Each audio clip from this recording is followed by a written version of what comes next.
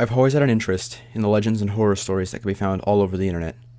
Everything from the Wendigo, to demons, to simple home invasions. Today we're going to be taking a look at some allegedly true stories from Reddit surrounding the appearance and sightings of Wendigos and Skinwalkers. If you have any stories you want to see featured in a future video, be sure to submit them to me on Twitter, through my DMs, or by joining my Discord and submitting them there. If you do enjoy this video, be sure to leave a like and subscribe.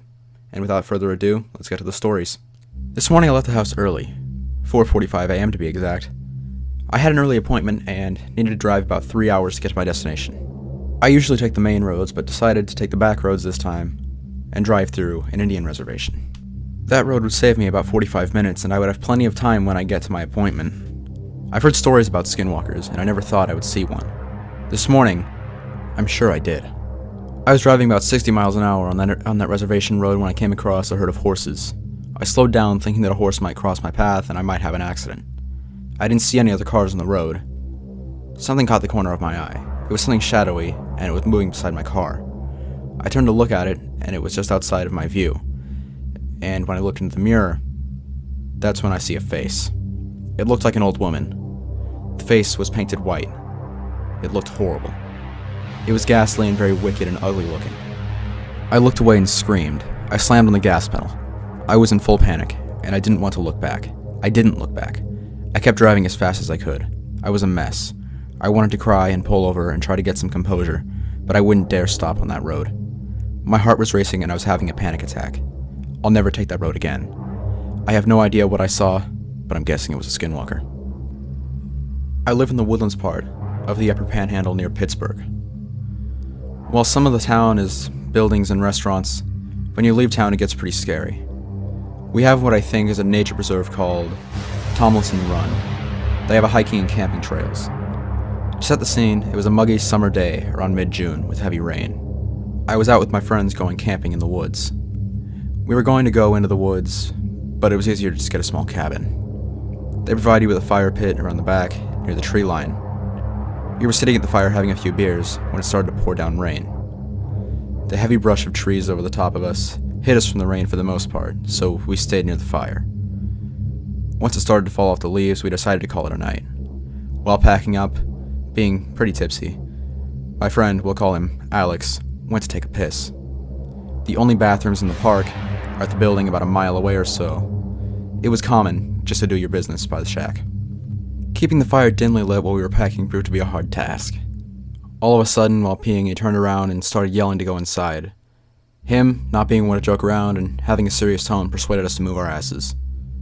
We grabbed all of our chairs and firewood and hauled it into the cabin. He came in about 10 seconds after us and locked the door. He explained that he saw a wolf along the tree line to our right stalking us, maybe looking for an easy snack. Now to make sure you get the layout of the cabins, I'll explain. Each cabin had 4 beds and 1 platform in the roof that someone could sleep in. The 2 beds were both bunk beds, and each had a window above the first bed and below the second. There was also a window on the top bed. The cabin was designed like an old Indian cabin, with a round room and squared-off walls, being a cheap $50 a night per cabin. There were no lights or power outlets in most of them. This was the case for our cabin. We expected this, having been there several times, so we brought flashlights and portable chargers. Once we got inside, we all just kinda laid there planning our next day. Since there was 4 of us, I decided to sleep on the second floor bed. I took the ladder up, then pulled it away from the railing. We all dozed off, as it had been a long day. About halfway through the night, I would guess to be 2 a.m., I woke up to my friend, let's call him James, sprinting into the room, screaming. Apparently, he'd been outside pissing when he thought he heard the wolf howl, but in a deep tone. This was strange, as we'd never seen many wolves around, and they usually had high-pitched howls. He went on to say that he turned to look and he heard some noise, and he saw something standing on 2 feet, with claw-like hands looking back at him. This freaked all of us out, and we all decided not to go outside until morning. We all got back in our beds and I turned over and tried to fall asleep. I had a very uneasy feeling in my stomach, and felt as if someone was watching me. I rolled over and looked out the window, and that's when I saw it. It was crouched down facing away from me, but its head was turned staring at me. As soon as I realized I was looking at it, it stood up and sprinted away. Not like any sprinter or person I'd ever seen. It was about 8 feet tall and ran like an Olympian. I tried to brush it off as a hallucination, but I knew what I'd seen was real.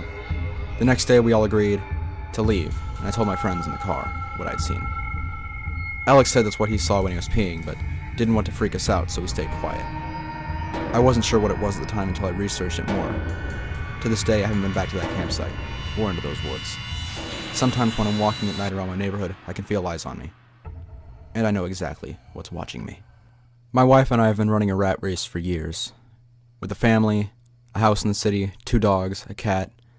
The stereotypical American dream. But the city took its toll. The neighborhood got worse, crime rose, and we found ourselves looking for a way out. Our opportunity came when I was offered a new job out of state.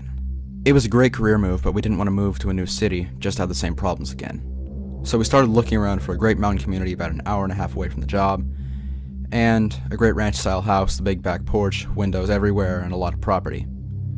The backyard has a big, grassy area, and a creek that cuts the property in half. Then, acres of woods beyond. It's huge. The house is more than twice the size of our house in the city. It's all updated, has no neighbors within a mile. It's a radical change from the life we lived in the city, but best of all, it was less than half of what we were paying for our old house. The house was a foreclosure, and when we asked the listing agent about it, she simply said the old family abandoned the property. We really didn't think anything about it. The first 3 months were uneventful, with us settling into our new life, the kids getting used to their new school, new friends, and most of all, us getting used to the big house and the property. But when the weather turned cold, things started to get weird on the property.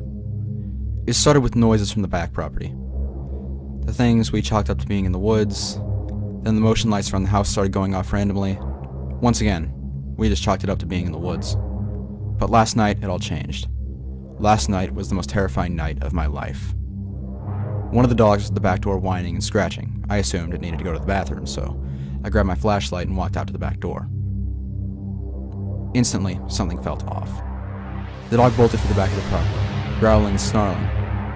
It was a cold night, about 30 degrees, but the dog plunged straight into the creek and out the other bank, running off into the woods in the back of the property. Flashlight bouncing, I ran after him, calling his name. I got to the creek and made my way across the makeshift bridge, trying to desperately follow him. I could hear the dog still growling and barking somewhere up ahead, and I pushed further away from the safety of the house and deeper into the woods. That's when I heard it. A shriek like I've never heard before in my life. It was a mix of a moaning wail and metal on metal. It echoed through the trees and froze me in my tracks. My dog bounded its way back to me and cowered down behind me until I turned around and could just make out the warm glow of the house behind me. And in the cold dark ahead of me, I swung my flashlight around wildly, looking for the source of the noise, and that's when I heard an even more terrifying noise. Out of the silence, my wife's voice floated all around me. "Babe?" the voice called out. I whipped back around and could just barely make out the image of my wife, safely inside our house. The voice called her again. "Babe, I'm right here." But from deeper in the woods. Then came another voice, just as clear as the other. It was my dad's voice. "Come out here," it called. I swung my flashlight around again, and this time I caught the briefest glint of light, bouncing off the eyes. The creature was in my beam of light for barely a second, but it was tall, maybe 6 feet, with ashen white, and it had long, spindly fingers that grasped the trunk of the tree. And then it was gone. I turned back and ran towards the house. I ran headlong into the icy creek and stumbled. My dog ran past me, making it back to the yard and up to the porch. I dug my hands into the freezing, muddy bank and pulled myself out, not stopping to look back. When I reached the porch, I scrambled inside.